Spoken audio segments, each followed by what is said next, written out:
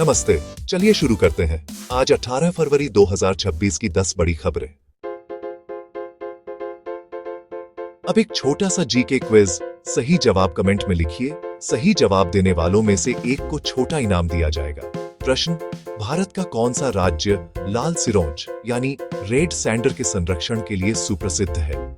विकल्प है ए महाराष्ट्र, बी केरल, सी कर्नाटक, डी तमिलनाडु। सही उत्तर कमेंट में भेजिए। विजेता को शाबाशी और छोटा सरप्राइज मिलेगा। अब शुरू करते हैं खबरों के साथ। भारत और एआई समिट से बड़ी खबर। बिहार सरकार ने 468 करोड़ रुपए के एमओयू पर हस्ताक्षर किए। इंडिया एआई इम्पैक्ट समिट में प्रस्तुतियों और बैठकों के दौरान बिहार सरकार ने उच्च शिक्षा और टेक्नोलॉजी क्षेत्र के लिए कुल 468 करोड़ रुपए के एमओयू साइन किए। इन समझौतों में विशेष रूप से आईआईटी पटना के साथ रिसर्च और एक एआई सेंटर ऑफ एक्सीलेंस स्थापित करने की रूपरेखा शामिल है। राज्य सरकार का दावा है कि इन निवेशों से media group, Bihar government press conference, Indian politician addressing media, Bihar government building exterior, stock and distribute equally, startups, research परियोजनाओं और कौशल विकास के जरिए स्थानीय युवाओं को रोजगार मिलेंगे और टेक इकोसिस्टम को बढ़ावा मिलेगा। अब बढ़ते हैं अगले समाचार की तरफ। एआई इम्पैक्ट समिट में एस्टोनियाई राष्ट्रपति दिल्ली पहुंचे। एस्टोनियाई राष्ट्रपति अलार करिस ने इंडिया एआई इम्पैक्ट समिट में हिस्सा लेने के लिए नई दिल्ली का दौरा किया। उनके आगमन का मकसद द्विपक्षीय तकनीकी सहयोग पर चर्चा करना और एआई संसाधनों व शैक्षिक कार्यक्रमों में साझेदारी को बढ़ाना बताया गया। सम्मेलन के दौरान उन्होंने भारतीय शोध संस्थानों और तकनीकी उद्यमों के साथ संवाद किया तथा डेटा शेयरिंग, एथिकल एआई और स्टार्टअप सहयोग पर विचार विमर्श किया। यह कदम अंतर्राष्ट्रीय सहयोग को और मजबूत करेगा। अब बढ़ते हैं अगले समाचार की तरफ। राष्ट्रीय सहकारी सम्मेलन का आयोजन हुआ, जिसमें अमित शाह के नेतृत्व में एक अहम बैठक हुई। केंद्रीय सहकारिता मंत्री अमित शाह ने गांधीनगर में राष्ट्रीय सहकारी सम्मेलन की अध्यक्षता की, जहां सहकारी समितियों के सुधार, डेयरी और कृषि लॉजिस्टिक्स में तकनीकी अपनाने और को-ऑप बैंकिंग संरचना को मजबूत करने पर विस्तार से चर्चा हुई। इस सम्मेलन में विभिन्न राज्यों के प्रतिनिधि और विशेषज्ञ भी शामिल हुए और लाभांश वितरण, वित्तीय समावेशन तथा सदस्य प्रशिक्षण के लिए नई नीतियों के मसौदे पर सहमति बनी। सच कहें तो यह बैठक सहकारी क्षेत्र को आधुनिक बनाने के इरादे का एक बड़ा संकेत है। अब बढ़ते हैं अगले समाचार की तरफ। मौसम अपडेट के तहत आईएमडी ने 10 राज्यों में बारिश का अलर्ट जारी किया। आईएमडी के ताजा बयान के अनुसार 17 और 18 फरवरी को उत्तर भारत के कई हिस्सों में मानसूनी गतिविधियों के कारण बारिश और गरज चमक की आशंका जताई गई है। अलर्ट उन राज्यों के लिए है जहां तेज हवाएं और स्थानीय स्तर पर ओलावृष्टि का भी खतरा है। किसानों, यात्रियों और मेट्रो या रेल सेवा प्रबंधकों को सतर्क रहने के निर्देश दिए गए हैं। साथ ही स्थानीय प्रशासन को बचाव तैयारी बढ़ाने को कहा गया है। अब बढ़ते हैं अगले समाचार की तरफ। राजस्थान में मौसम अलर्ट जारी किया गया है, जिसमें तेज हवाओं के साथ बारिश की संभावना जताई गई है। राजस्थान के कई जिलों जैसे बीकानेर, अजमेर, जयपुर, उदयपुर इत्यादि में मौसम विभाग ने हल्की से मध्यम वर्षा और 30 से 40 किलोमीटर प्रति घंटा तक तेज हवाओं की चेतावनी दी है। ऐसे मौसम में खुले में रहने वाले लोगों को सावधान रहने और किसानों को उनकी फसलों की सुरक्षा के निर्देश दिए जा रहे हैं।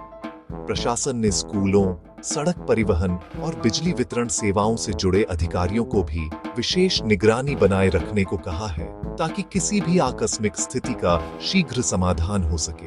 अब बढ़ते हैं अगले समाचार की तरफ। राजस्थान से बड़ी खबरें। राजस्थान में मौसम में बदलाव और अलर्ट जारी। ऊपर दिए अलर्ट के संदर्भ में स्थानीय अधिकारियों ने जनता को सलाह दी है कि जहां जहां तेज हवाएं आ सकती हैं, वहां अस्थायी संरचनाओं की सुरक्षा की जाए और बिजली लाइन के आसपास सावधानी बरती जाए। पर्यटन स्थलों पर आने वाले यात्रियों को मौसम के अनुरूप तैयारी रखने को कहा गया है तथा प्रशासन ने आपात सेवाओं का स्टैंड बाय मोड ऑन रखा है। स्थानीय स्तर पर बाढ़ निरोधी एवं जल निकास व्यवस्थाओं की समीक्षा भी की जा रही है ताकि किसी भी जलभराव की स्थिति का समय पर निवारण हो सके। अब बढ़ते हैं अगले समाचार की तरफ। उत्तर प्रदेश की प्रमुख खबरें। यूपी सहित उत्तर भारत में बारिश और तेज हवाओं का पूर्वानुमान। उत्तर प्रदेश के कुछ इलाकों में गरज चमक के साथ बूंदाबांदी की संभावना जताई गई है। इससे तापमान अस्थिर रहेगा और ग्रामीण क्षेत्रों में पनप रहे मौसम संबंधी बीमारियों पर भी असर पड़ सकता है। सरकारी स्वास्थ्य व कृषि विभागों को सतर्कता बरतने के निर्देश दिए गए हैं ताकि फसल और जन स्वास्थ्य सुरक्षा बनी रहे। यात्रियों को यात्रा पूर्व मौसम अपडेट देखने की सलाह दी जा रही है। अब बढ़ते हैं अगले समाचार की तरफ। यूपी विधानसभा बजट सत्र में सुरक्षा और पुलिसिंग पर चर्चा जारी। मुख्यमंत्री और संबंधित मंत्रियों ने बजट सत्र में पुलिस भर्ती, साइबर सुरक्षा बल और फोरेंसिक प्रयोगशालाओं के विस्तार पर विशेष जोर दिया। यह पहल राज्य में कानून व्यवस्था को मजबूत करने और साइबर अपराधों से निपटने की क्षमता बढ़ाने के उद्देश्य से है। प्रस्तावित बजट में इन सेक्टरों के लिए निधि आवंटन और ट्रेनिंग प्रोग्राम के प्रावधान शामिल करने की बात कही गई है। अब बढ़ते हैं अगले समाचार की तरफ। मध्य प्रदेश से खबर। एमपी में मौसम का प्रभाव, छींट-फुट बारिश का अनुमान है। मध्य प्रदेश के कुछ हिस्सों में मौसम विभाग ने छोटी अवधि की बारिश और गरज चमक की चेतावनी दी है। इससे कृषि गतिविधियों पर अल्पकालिक प्रभाव पड़ सकता है, खासकर जहां फसलों की कटाई या तैयारियां चल रही हों। स्थानीय प्रशासन ने किसानों को मौसम अनुकूल सावधानियां अपनाने और फसलों की सुरक्षा के उपाय करने का निर्देश दिया है। ट्रैफिक और पब्लिक सर्विसेज की स्क्रूटिनी भी बढ़ाई जा रही है। अब बढ़ते हैं अगले समाचार की तरफ। बिहार से खबरें। बिहार सरकार ने तकनीकी निवेश और एआई को बढ़ावा देने के लिए एमओयू किए हैं। विवरण के मुताबिक इन एमओयू में एआई रिसर्च पार्क, कौशल विकास केंद्र और उद्योग संयुक्त परियोजनाओं के लिए धन आवंटित किया गया है।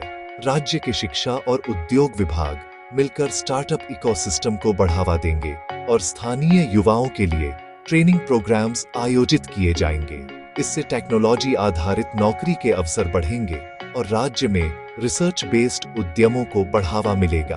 अब बढ़ते हैं अगले समाचार की तरफ।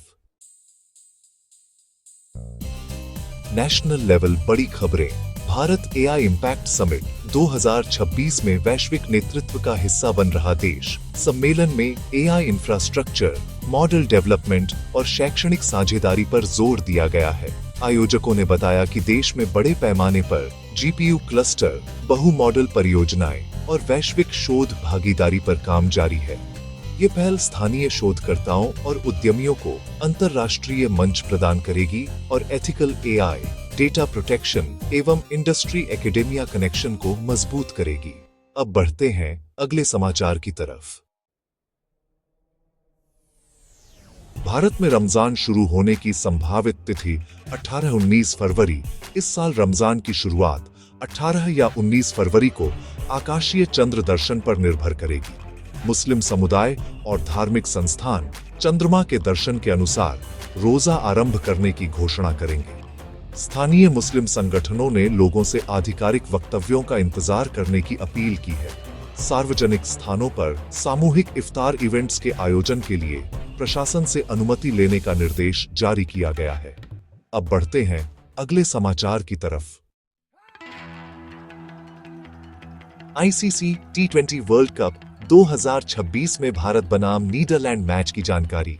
आईसीसी टी20 वर्ल्ड कप 2026 के शेड्यूल के अनुसार 18 फरवरी को टीम इंडिया और नीदरलैंड्स के बीच मैच निर्धारित है। फैंस के लिए यह मैच महत्वपूर्ण रहेगा। मैच का समय, पिच रिपोर्ट और मौसम की स्थिति मैच दिन घोषित कर दी जाएगी। टीमें रणनीति और प्लेइंग 11 की घोषणा पहले से कर रही हैं और टी20 फॉर्मेट की तेज तर्रार प्रतियोगिता रोमांचक होने की उम्मीद है। अब बढ़ते हैं अगले समाचार की तरफ। आखिर में कैसी लगी आपको ये सारी खबरें? मुझे कमेंट्स में जरूर बताइए। अगर वीडियो अच्छा लगा हो तो इसे लाइक कीजिए, और अगर आपने चैनल को सब्सक्राइब नहीं किया है तो अभी सब्सक्राइब कीजिए। साथ ही घंटी के निशान को दबाना मत भूलिएगा, ताकि आपको हमारी हर नई वीडियो का नोटिफिकेशन सबसे पहले मिले। मैं फिर मिलूंगा ऐसी ही अच्छी और खास खबरों के साथ। तब तक के लिए जय श्री राम, जय हिंद, वंदे मातरम।